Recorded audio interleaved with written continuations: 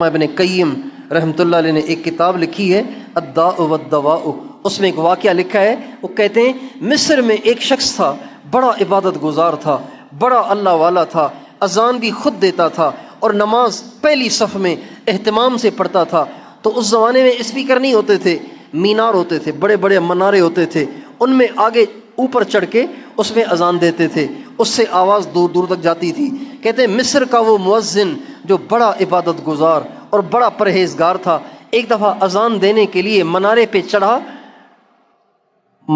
چڑھا تو بے ساختہ اس کی نگاہ آگے پیچھے ہوئی، اور جب نگاہ آگے پیچھے ہوئی تو اس کی نگاہ مسجد کے قریب میں ایک گھر کے اندر پڑی جس میں ایک نصرانی رہتا تھا، اس کی بیٹی اس کے ساتھ رہتی تھی۔ اس کی بیٹی بڑی حسین خوبصورت تھی۔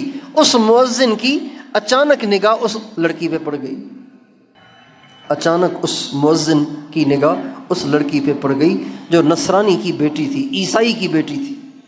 اس لڑکی پہ جو نظر پڑی تو وہ دیکھتا ہی چلا گیا، دیکھتا ہی چلا گیا، دیکھتا ہی چلا گیا، اور ایسا اس کی محبت میں مست ہوا کہ اذان نہیں دی، اذان کے بغیر ہی نیچے اتر آیا اور گیا اس عیسائی کے دروازے پہ، اس کا دروازہ کھٹکھٹایا تو وہ عیسائی باہر نکلا۔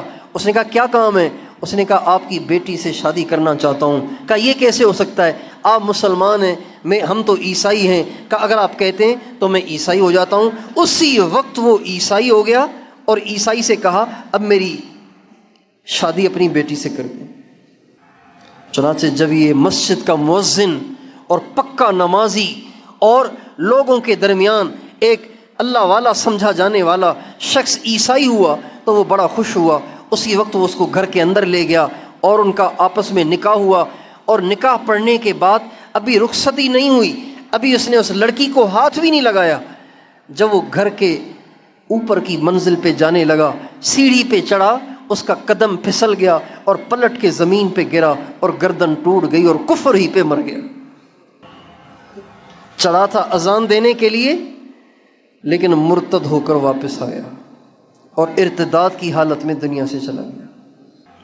یہ نگاہ کی آوارگی ہے۔ نگاہ کو جھکانے کا عادی ہوتا تو کبھی بھی اس کی نظر نہ پڑتی۔